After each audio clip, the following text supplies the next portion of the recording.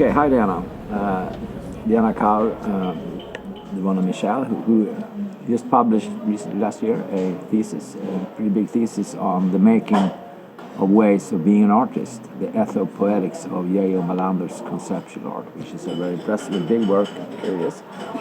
So I was wondering, maybe, those who see this perhaps wouldn't know really who Mallander is. He's 80 years old, he's a legendary artist, but for me he was basically a name, I must say. So perhaps you could introduce him. Who is he? What is he about?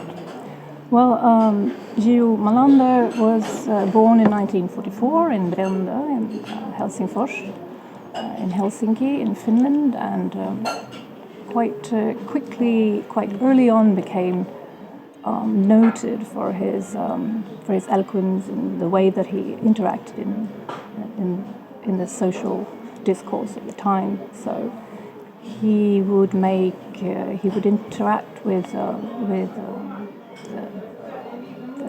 leading cultural movements of his time, so the underground movement in Helsinki. He would also write for Hufvudstadsbladet and make television programs for Yle in Finland. He would travel and become very quickly acquainted with the movements in overseas and in Europe, which he subsequently brought home and sort of translated for the Finnish art scene. And that way also came to Sweden and was invited to write, fill in for someone at Dagens Nyheter. So he became a name in Sweden quite quickly, and that's kind of my way of approaching Geo Mallander. Yeah, you're tracing his history actually between Stockholm and Helsinki in various contexts, and so it's a book about his work, selected parts of his work, the exhibitions, and some texts, but it's also a book on what you call the Ethopoetics. He's making ways of being an artist, and that's a crucial point for you, because it's not really about his art, it's also about how to become an artist, how he creates the possibility of being an artist. He's an art enabler, as you say sometimes. And you draw on Foucault specifically, and Agamben and others, but mainly Foucault. So maybe you could say something about the theoretical context of the book. What does it mean to create oneself? Exactly. Well, as I realized sort of a couple of years into the process of writing on Mallander and exploring his practice, was that what I thought I was doing, tracing conceptual art in a Nordic, Finland-Swedish context, it dawned on me that it wasn't actually the conceptual art itself that interested me. It was the way that one particular, or any particular, but someone in particular had taken on this theory and the practices of conceptualism, conceptual art, and adapted them onto their own as their own creative expression. This kind of realization led me to Foucault's later writings, and made me read his writings and the interpretations of others' interpretations of his later writings, which I found quite dense and but intriguing. And there was something there that spoke to me, and which enabled me to sort of bring in all the materials that I had collated, all the archives I visited, all the interviews with Mallander, kind of all this material that I had thought was sort of kind of just a para-material, something that was that I had found, the debris of an artistic practice, to take it all in to consideration. This was, I realized, the making of a way of being an artist that I was exploring, and that was what was also, I think, the key concept for me.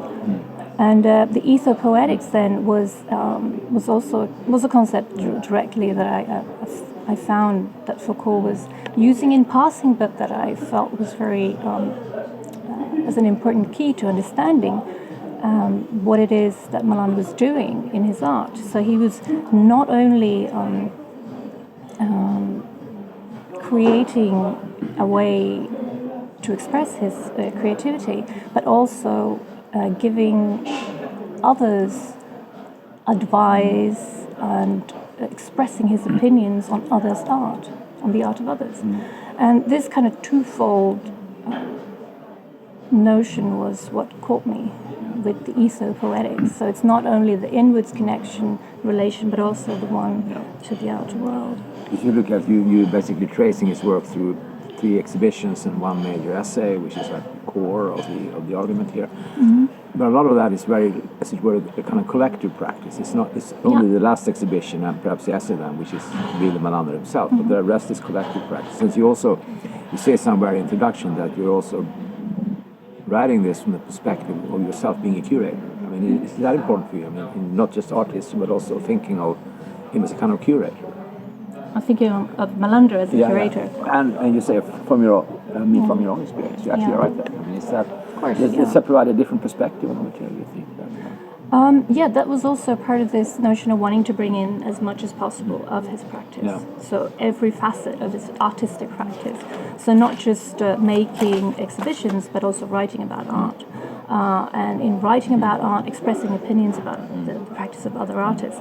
And in his own art, then dialoguing with maybe the same artist. And in his, as I said, in his early practice, he was a networker. And a very good one. So he was fearless, and he was very, very prolific and energetic at the very start of his career. And he did put together some really important shows. And so sure, that was something I could relate to, because I just on a very basic level understand the practice of making exhibitions, how laborsome it is and how sometimes difficult it is, bureaucratic it is, and how international relations can be difficult as well as rewarding. But also in this particular way of working, which was quite groundbreaking at the time, that there were new technologies and you could actually send a work of art via the mail, or you could travel out with a whole exhibition in a suitcase, which was new at the time and that Mallander explored. And these were the shows that I decided to look closer at. A surprising facet, at least for me, is that my prejudice of the period is that the conceptual art was not really that known in Scandinavia and Sweden, but at least Mallander seems to be incredibly aware of all the movements and names and things that were floating in the air. So it seems to be extremely aware-oriented. He's unique, you would say, in the Scandinavian context in that sense. That, I mean, most artists would not be aware of these international movements. Do you think he was unique in that sense? Yeah, I mean, there is a reason why I picked him and not another artist of the time. He was definitely someone who was very attuned to international discourse, and this was he had that early on. His mother was selling subscriptions to Art Forum and such magazines in Finland. So he had them for free. He had them for free. Yes, he had access to the discourse, and he was early on. He was exposed to these things in his family home. I think it's the first case study, or you call them the paradigm group, the paradigmatic group, is like case studies. And the first one is the essay from 1972, which is called Art and Identity, which is a kind of long review and reflection on Documenta 5 by Harald Seemann. So that's where you begin. And there you will see this stringing together of quotations and all kinds of things. So this is a very interesting text, and you actually have the entire text here as a facsimile in the book. And we'll put up the book on the website so you can actually read the whole thing. But you talk about this text. I mean, I assume it's, as an art criticism back in 1972, this was a pretty strange piece to write. I mean, can we characterize this text, Artist Identity? What is it?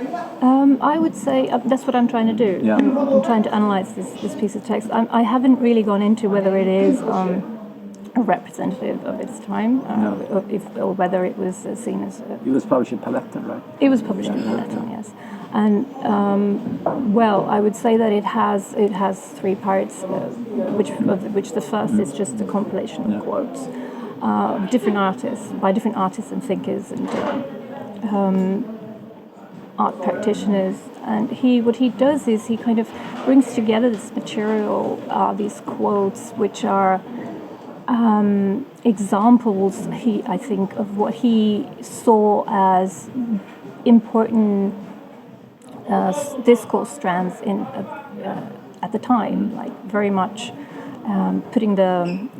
trying to pinpoint the discourse, like where is it at that moment, what are the implications of it. Having been to documenter obviously meant that he was brimming with impressions, and wanted to convey them as to the fullest extent. I think that's what the text to me indicates. He also wants to insert himself, so as it's not a review of Documenter much, because obviously he has he's included artists who were not a part of Documenter, himself, for instance. And what he does is he kind of creates a discourse into which he inserts his own interpretations very clearly. So it becomes, and that's why I chose it. It becomes his take on the conceptual art movement of the time, which at that point was already kind of, let's say, it had peaked. Sure. So he's trying to both historicize it as well as learn something from it, or kind of pass something on. I think you say you use the term conceptual art as a kind of framing device, also for framing the period. And I was wondering about, was he really self-professed conceptual artist? Could one really circumscribe Mallander in conceptual art in that sense? You're using that concept in order to have this kind of frame, but if you look at his work, the way he described it, it seems to go off in many, many directions, not really only about conceptual art. Why do you pick conceptual art? Obviously, it's a very important term, but why do you pick the term conceptual art to frame his work? Well, for me, it filled the function of being like a periodizing concept. So it kind of more frames, it kind of, it's more of the time frame. That it designates more than actually whether the art itself made during that time was conceptual. It was obviously influenced by it, because and that's kind of my starting point. And then I don't have to go that much into whether it was good conceptual art or whether it was maybe something else. It seems close to Fluxus and many other movements. Absolutely, There's one thing that struck me, because it's not really in the text, but it's a way of making an artist. It's an ethopoetics. It's about creating yourself. And at least from my perspective, I think a lot of conceptual art was about getting rid of yourself. Removing the ego. Even such that thing, no ego is. So in that sense, if you think of Solovit and others, it's about getting rid of intention, expressivity, and so this seems to a little bit contradict the idea of ethopoetics in some sense. If he's a conceptual artist who wants to express and create himself, it seems like a contradiction. Or is it? I don't know. How do you see that? Is he? That's why I was wondering about conceptual art, whether that was really a term that would fit Mallander's works. It's obviously about creating ways of being an artist. I don't know. Do you have any thoughts on this? Absolutely. This was something that I came across all the time, this kind of paradox of getting rid of the self, even with these kind of Eastern thought tradition influences. It was a lot about kind of purging oneself of these kind of ideas. But doesn't mean getting rid of the artist. No. On the contrary, what happens is that as the artist sort of dematerializes, the artist becomes ever more important, and not least as a name, as an author function, I term it here. So this is an interesting paradox, and this is something that I come across all the time. And I don't see it as a problem necessarily. Not at all. I see it as an interesting tension point in the work. I think the way he at least, perhaps not the later work that we will come to the Wang piece later on, but in the early work he's putting the shows together, and he is also writing this text, which is a bit like composing a text into fragments and stringing things together. So he's somehow curating a text in a certain sense. And I think, I don't think you mentioned this, but there was a lot of critique against Seeman's Documenta. That Seeman wanted to be an artist himself. And the true artist behind Documenta 5 was Harald Seeman himself. I mean, is there something that in these exhibitions where Mallander played this very key role, and was he criticized for himself becoming, as it were, usurping the role of the other artists in some sense? As was Seeman he was criticized for this. I mean, it's a paradox of being an artist whose medium is the very form of the exhibition, or the medium is the way of bringing together other works. Yeah. How do you think about Yeah, that's an interesting question. And of course that tension is always there. If you are yourself, as an artist curating and participating in the show.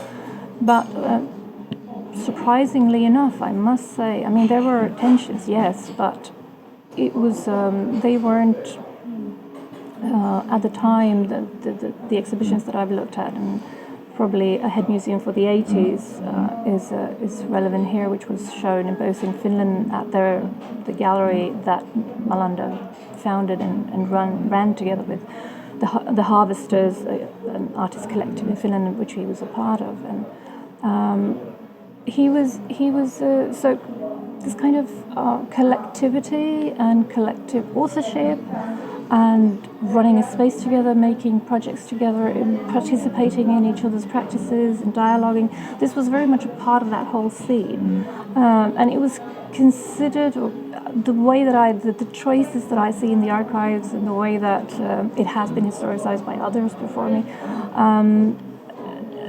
doesn't really suggest that it was a point of tension. It was more that there was, I would say, someone had to do the work. Yeah. Someone had to network. Someone had to be on the ground and open the gallery on a daily basis. And someone had to pay the bills, and so I think it was more a labor division issue, like who was doing what. Later on, of course, it becomes a problem. It might become a problem when it's about historicization. Who gets the credit for having done what? But I think at the time, when they were still the artist group was still very young, all of them, and they didn't have families, and they had endless energies. It wasn't a problem really. And Mallander was very charismatic, and he was a good networker. So I think at the time that was his forte. Yeah. Yes, he's saying I'm not using the term from Foucault. He's creating a different kind of author function that is perhaps was new at the time. Yeah. And of course, there are a lot of tensions. But coming to the first exhibition, Head Museum for the 80s. I'm thinking about Seeman's exhibition, Live in Your Head. Yeah. It's a strange title, Head Museum. What is a head museum? It's a museum inside the head, a museum for the head. Yeah. And here we find this kind of practice of bringing things together, not in the textual form as in the essay, but in this spatial form. Can we talk a little about this exhibition? How did it play out? And you also detail the different receptions in Finland and Sweden as it traveled. What was this exhibition? Head Museum for the 80s, 77? 70 Head Museum for the 80s. Was, let's see, it must have been 74. 74, yeah. Okay, after the essay, yeah, sure. 73, 74, now I'm... it doesn't matter, sometime in the 70s. If you remember the 70s, you weren't in it, as the people used to say. Well, I wrote it, so I should remember. But, the show, Head Museum for the 80s was a mail art exhibition, basically. So what Mallander did, together with the other Harvesters, was that he made an open call to a very, very wide network internationally, in which he invited artists to send materials, ephemera, instructions. It could be next to anything. Yeah. And to send it to the artist-run space, Cheap Thrills in Helsinki. And they received a lot of materials.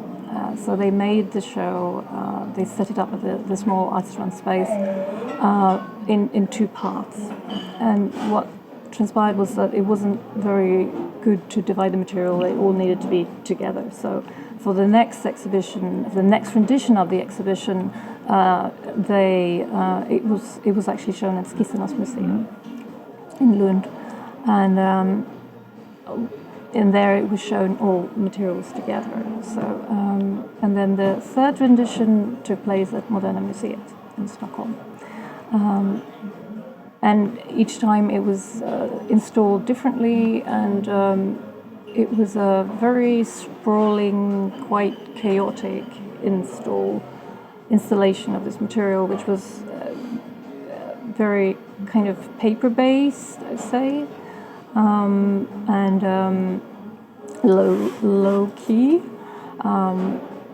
And some of the materials was basically just left out on a table as a kind of smörgåsbord for visitors to peruse. So that was a head museum for the 80s, basically. I think about when you speak about installing. I remember it was this exhibition or the following one at Easy Archetypes where you describe the way that it was put together. He was working with Mats B, who's also one of the figures now disappeared, fortunately, but who at one point there should be a thesis on Mats B as well. Absolutely. But it's an exhibition described where they're installed on the show and then they drink sherry, they go back to the apartment and they come a bit late, they get drunk probably. And Mats B puts all the remaining stuff on the floor in a pile and says, this would look like an assemblage. Yes. It's a kind of very improvised installing. And that was a very funny part, I must say. I mean, but I would like to come back to Mats B.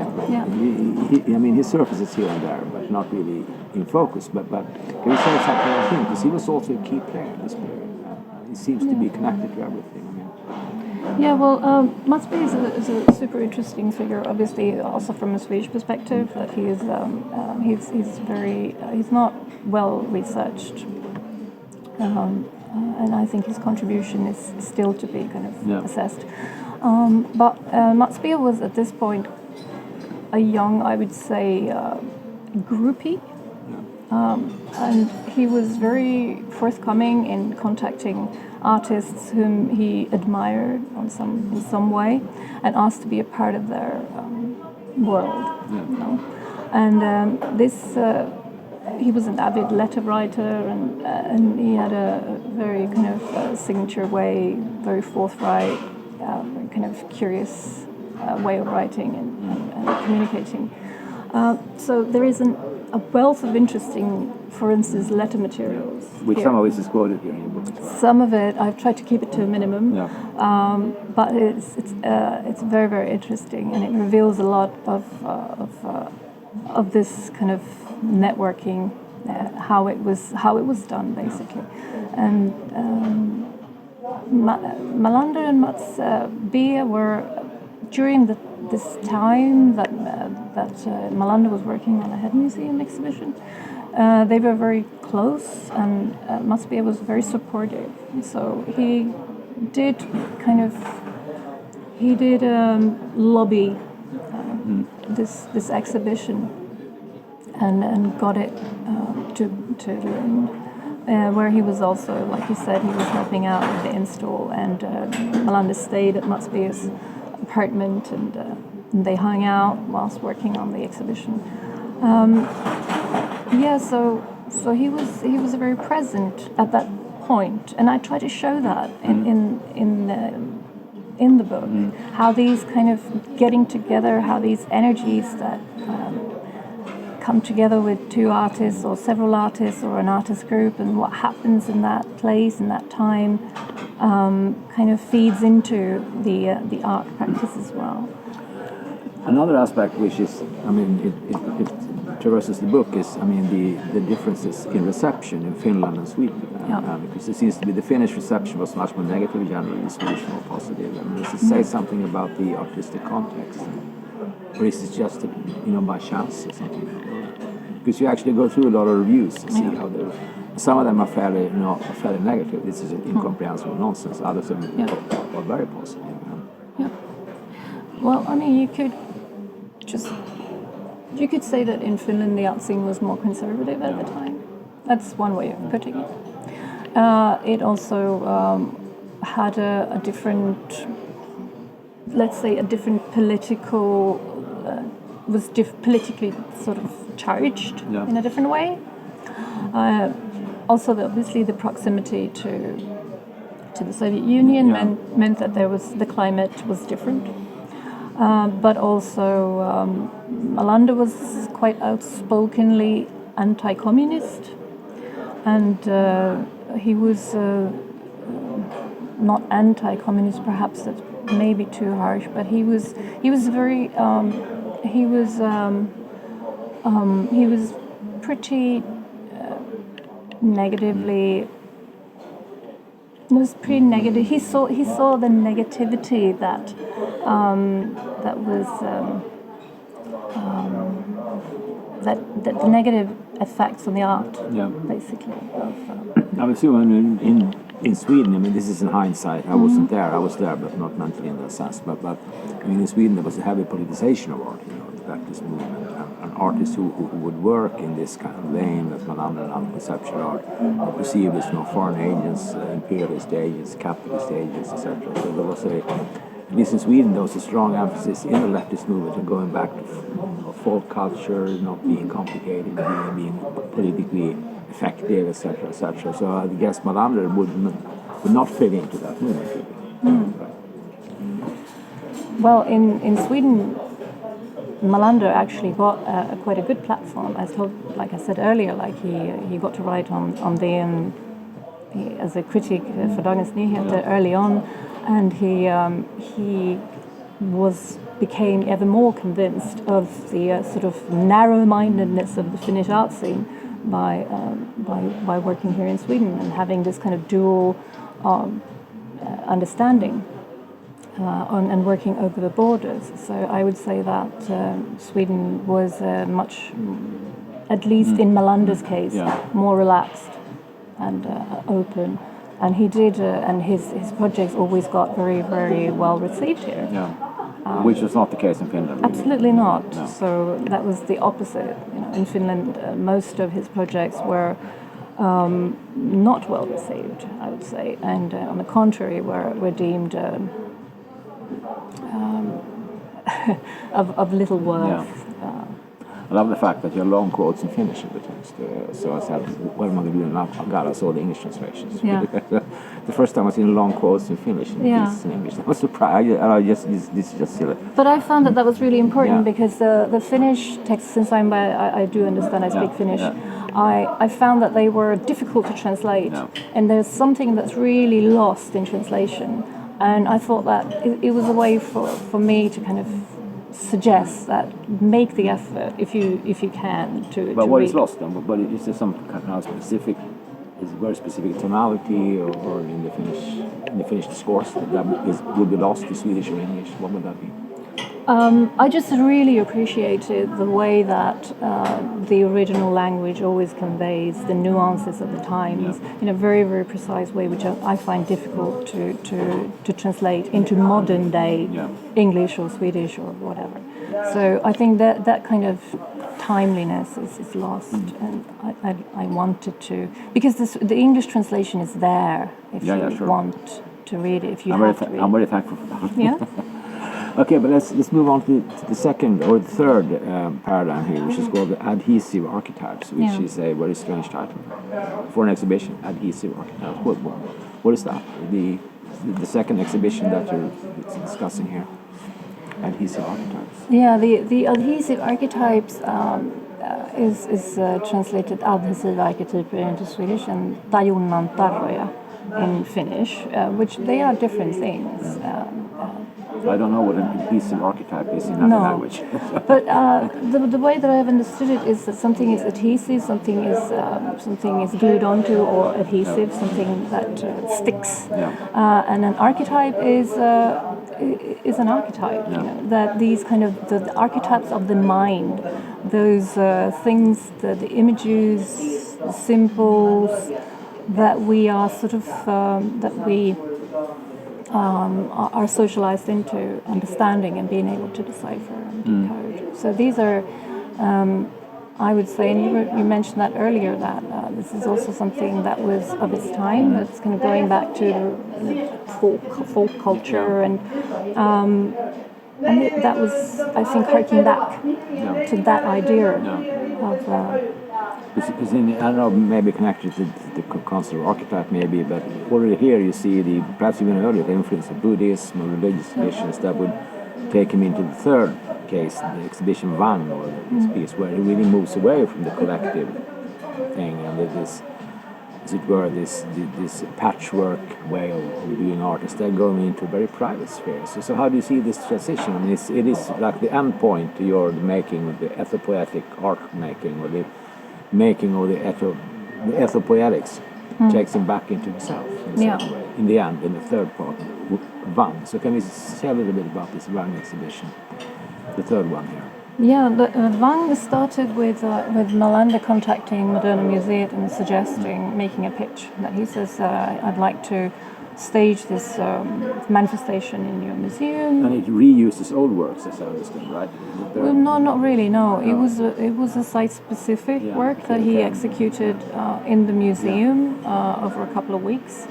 It spanned the whole the length of all the walls in the small cinema, right? Cinema room, and what he did was basically he was meditating whilst working on it. So he was making these charcoal drawings on site.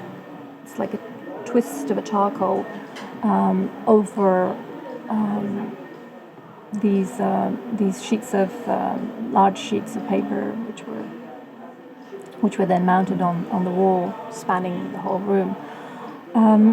What Wang suggests to me, and the way that I read it, is that Mallander's way of kind of coming back to himself after having, not only traveled the world and made art in dialogue with other artists and art movements, and being very expansive. This is his way of kind of bringing everything back to himself, but doing it in the way that he does it within the walls of the museum, and doing it with the intention of then exhibiting this process, which was kind of an inner journey, a meditation on art making and on the purpose of it. I find is where I think this period ends for him, and then of course he continues being an artist afterwards, but this kind of concludes this kind of phase, the conceptual art phase, because it's still very conceptual. It's within this kind of conceptual framework, but it is suggesting a new turn in his way of being an artist,